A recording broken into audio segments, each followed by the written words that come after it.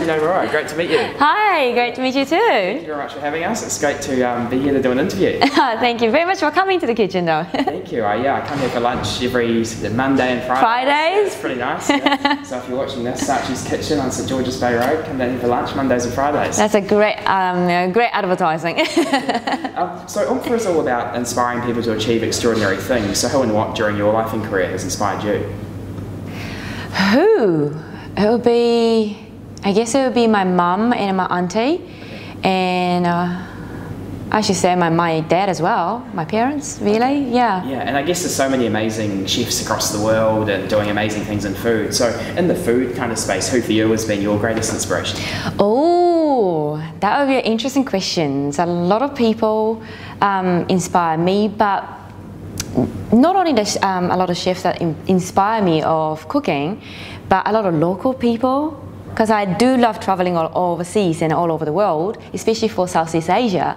And then what I do is when I get there, I talk to local peoples and they teach me how to cook few dishes and certain things, and they tell me how to do X, Y, Z and some of the tips and things, and I get inspired by those people. So yeah. Yeah, fantastic. And I'm keen to talk a little bit more about your story and how you got started in the world of food. So I guess how did it all begin for you? Were you passionate about food from a young age? Well, I do love eating good food, full stop, but how I got into the food is, well, I learned how to cook since when I was a kid, so like 7 years old, from my mum and auntie.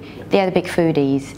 But when I moved to New Zealand, I was kind of living with a lot of different chefs, and they taught me how to cook for a good 10 years. Right. And then without me knowing, I started to pick up some of the skill set that I needed to have. And then one day I was working in a corporate environment. Two people passed away, one in the morning, one in the afternoon. Not my friend, but the colleague's friend. They passed away. They were early 40s, 42 and 45. Both of them passed away with a heart attack. So that just got me stopped thinking and say, oh, what do I want to do in my life before I finish my life? And my parents always say that if there is something that you really wanted to do, give it a good shot. And I went back and did the brainstorming, and then that was food. Passion was my food. Yeah, yeah. So I started to do a brainstorming. Okay. You know the mind map? Yep. Yeah, I did that, okay. And then I give it to my husband and say, hey, look, this is what I wanted to do, and I'm going to look at Sachie's Kitchen. Okay. And he gave me 1 year. Right. He said that, okay, I'll give you 1 year, you can quit the job, touch wood, if this one doesn't go ahead, then doesn't go well, then you can always find a job. Okay, right. So that's how, in a nutshell, that's how I started. It's still, I think I've got some frame that I did back then in the kitchen, so people can come and see. Fantastic. So when you look back on those days in the corporate world when you're at Stanford Plaza and so on, do you miss any of that, or are you loving what you're doing now so much? I love what I do. I don't have much of the regret in my life. Yeah, that's good. So I enjoyed every single moment when I used to work at the Stanford Plaza, because I was looking after corporate clients, and I love people. Yeah. So I enjoyed what I did. But surely having a business on my own and do what I love to do every day, it can be better. Yeah, so I guess after that experience, as you mentioned, when Sachie's Kitchen was born, so what were some of the struggles that you faced in those early days of starting this business? Oh, a lot, a lot. One thing is I'm very perfectionist by nature, which is good and bad. One thing I learned was I didn't trust other people that they can do better than that I can. So hence that I did everything by myself. I didn't do dedicating stuff to other people. I was bad at doing those. And ended up, because I wanted to do everything by myself, ended up corrupting in one day during the class. Right. So I was in front of customers and teaching people how to cook, and I felt so ill, and within the 5 minutes I was on the floor. Wow. Okay. And a lot of people say that, oh, you have to slow down, you have to trust other people, you have to dedicate other stuff, things to other staff members. I wasn't listening to other people, so I learned the hard way that I actually needed to dedicate. And then the lesson that I learned from that accident or instant was, if other people can do 80% of what I can, isn't it good enough? That's what my husband said. And I said, yeah, that's good enough. Then I can pick up 20. Yeah, okay. I can pick up 20. Right, okay. So from that day onward, I started to learn how to trust other people, which means my staff member, and just dedicate the things that I can, you know, pass down to my staff member to finish the job. Okay. And then I just need to oversee, and then if there is any gap, that I just need to fill in. Okay. And Okay, fantastic. So that was a big thing. And from having gone through that whole, I guess, startup process of starting a company, what other lessons do you think you would pass on to other entrepreneurs and people starting businesses from what you've learned as well? I would say dream big. I've been forced to dream bigger. Whatever I write on a dream board, I tick every one of them. So I was dream to force bigger. And then one day my mentor was telling me, Sachie, there is a power of writing. Have you ever heard of that, power of writing? And he goes, whatever you write, if you believe in it, it will happen. And I never trusted him and say, oh, if that is that easy to make the dream come true, everyone else will do it, and then start writing what they want. He goes, okay, you just do that one for me, and then prove me I'm wrong. And that's what he said. So I did that one day. I listed all the things that I wanted to have in my life. So he said, a dream a year ahead, and write it down a diary describing how you see a year later of you. So I said I wanted to get engaged, I want to get married, I want to get a new business, I wanted to live in a new apartment, and all sorts, 5 things. And then I kind of forgot about it. And a year later, when I moved the house, I opened a box and I found a book, which I was writing 100 times. And I started to read the diary, and then amazing that it's before the dates I stated, it's actually got ticked. Everything, one of them, it's got achieved. So since then I believe in the power of the writing. So I got forced to dream bigger. Nowadays I have 4 by 6 meter dream board. Half with my husband's, half with mine. And then whatever I feel like wanting to do, or whatever I wanted to have, I just start writing. And then it just starts happening. That's amazing. Fantastic. And I guess to talk a little bit specifically about food now. So Oompher is a career inspiration platform all about helping young people get into certain industries. So I guess you're really well positioned to give advice on this because you teach people how to cook as well. So what advice would you give to young people who want to get in, I guess want to make food their career? What we do is quite different from working in a cafe or owning a cafe or working in a restaurant. I used to work in a restaurant too, but it's depending on they need to identify what they wanted to do. If they wanted to be a chef and wanted to have a great skill set and wanted to, cook the fine dining restaurant grade of the food, then I would say go and learn, pick the restaurant that you always love to go and wanted to eat and fell in love with the food. Go there and work, and starting from the scratch, learn from them, from the chef. That would be the best idea if they wanted to be a chef. But if they wanted to be a, what else? Maybe like a restaurant owner? Or? Restaurant owner, then there is a 2 different skill set. You need to understand how the restaurant operation works, as well as you need to know the front end. Because a restaurant is a 2 different, 2 component in one. And great food plus great service, and everything in one plate, and give it to you for you to enjoy. So you get the great food and great experience. So you need to learn as well as how the food industry works, but also how to run the business. For me, I need to learn how to run the business plus how to entertain people through food.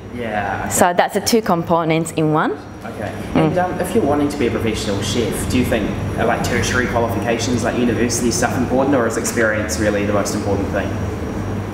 Learning is very important. Regardless whether you learn from tertiary education, from university, cookery schools, or you learn from, get into the restaurant and learn from scratch. Going to the tertiary education will help because then it will give you fundamental or basic knowledge of what the food is, how to handle the food, and what the food and health and safety regulations and so on. So the basic foundation, they will give it to you. So it's great. If you're not sure, then you should go to the school and learn basic and see that if that's right for you. Yeah, and traveling, is traveling a good way to learn? Traveling is a good way to learn if you love food and traveling. That's what I do because I wanted to give a lot of experience to local people in New Zealand. What I do is I go to overseas at least 3-4 times a year, and so that I can get inspired from the local people and local food, and then I just kind of bring all of the whatever that I can bring in back to New Zealand and then give it to our customers in here in Auckland. So fantastic. Traveling is important too. Yeah, and I guess Sachie's Kitchen is rated, I believe, #1 cooking class in Auckland by the New Zealand Herald. So it's an amazing achievement. So is it 45,000 people you've taught over the years? I think so. Yeah. It's roughly around 40,000. Yeah, wow, that's very, very cool. For the last 5 years, I think. So from observing all of these, I guess, aspiring chefs kind of in action, when people are trying to become chefs, are there any common mistakes that you see people making that you think you could pass on that other people could learn from? Like common mistakes people make time and time again when trying to become chefs or get into this industry? You mean the junior people wanting to be a chef and a common mistake? I think a lot of people, not a lot of people, okay, some of the young people, they might think that being a chef is being, working in a chef or working in a restaurant is very glamorous things. Or like being a pastry chef is because you see petite and perfect, delicate dessert in front of you. So you might think that, it must be very exciting to work behind the scene. But it's not actually that. It's working in the hospitality industry is very hard work, It's working over the lunchtime, working over the dinner time, which is your, social time with your friends and family members. So you're going to sacrifice those time to give a great experience to your customers. So some people may come into the industry thinking that, wanting to be a, wanting to have, what do you say? What's the word? I can't say. Glamorous kind of things, and then they're not willing to give a hard work. Before you get to that stage. So some people may enter and doesn't want to clean the floors, because people who comes here to work, the first thing that I teach them or ask them is to clean the kitchen. If they cannot clean the kitchen properly to our standard, I do not believe that the person cannot give the attention to details to our customers. So some people cannot do that because they think that, I wanted to be a chef, I wanted to learn, give me the steak and give me this. We don't do that. We don't jump ahead. We need to build people from the start, from the bottom, and then learn the basic skills and then build up the strings. Some people are willing not to do that and then jump ahead. And you yourself, you've managed to build an incredible brand for you as a personality as well. So I guess how do you, and I guess in want of a better word, kind of the whole celebrity chef thing, what's your advice to people trying to make themselves like a food personality? How do you position yourself as kind of an expert in this field? So I think the TV would be the best one to build your personal, brand. And I was lucky to have my own TV show as well that's going to about 35 different countries now, which is fantastic. And then from there, so that a lot of people can see you and know you, who you are. And then having a cookbook is amazing things. The people then watch you on the show or watch you on the TV, then see you in a cookbook and just follow the recipes. And just nowadays the social media is quite important. Facebook and Twitters and Instagram, any kind of platform to get it out there to so that people can see you or be a part of you. That would be a great thing, I think. And what's next for you? You mentioned the mind map upstairs where you write down your goals and so on. What's next for you and for Sachie's Kitchen? I can't reveal that. I've got a next 5 years big plan ahead. Next year 2016 will be a fantastic year for us. We've been working for the big launch. So I can't tell you, it's a big secret at the moment. I'm hoping it's a restaurant because I live upstairs and I want to... a lot of people, and my staff ask me, Yeah, they wanted to have a right restaurant. here. I'll come down every night. Restaurant maybe, but there could be something different. Yeah. But you will see us in a big wave. Okay, fantastic, cool. So we're just heading to our quick fire questions to finish off. Yep. Yes. In a few words, what's your favourite thing to cook? It's not easy question. It's like which one is your favorite kids? Yeah, true, yeah. Because I love Asian food, and the Asian food being, you know, so many handfuls. Right. What's my favorite food? You mean country-wise, or do I have to specify one dish? One dish. I can't tell you. Or just country-wise is fine. Okay, I'll tell you. What I cooked yesterday was Peking duck. How's that? Yeah, Peking duck. Yeah. Sounds good, yeah. And what do you think the 16-year-old Sachie would think of who you've become today? Oh, that's a good question. I think I'm on the right track. Because I wrote the letter when I was 15. Okay. Letter to 30 years old of myself. Oh, cool. Yeah, and then I just received a couple of years ago from my friend that my letter that I wrote to myself. It was quite phenomenal. Yeah, it was good. Is there any advice you would give the younger version of yourself now? No, I just say do what you feel like you know you wanted to do, and you're still young, and just go for it. Fantastic. So just before we finish off, I guess what would you say, like what quality of mind or state of mind do you think is best served during your success? So for example, some people have interviewed have said like resilience or passion. What would that state of mind be for you? Passion and focus. Okay. So focusing on one thing and doing that really well? Passion, find your passion and follow your dream.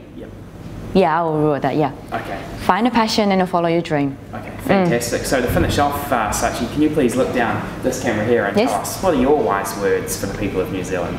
Well, people in New Zealand, I would say, whatever you feel like you wanted to do, or if you have a passion and that you have a dream, follow your dream so that you don't have any regrets. That's what I would say. Great, Sachie, thank you so much. Thank you. Cheers.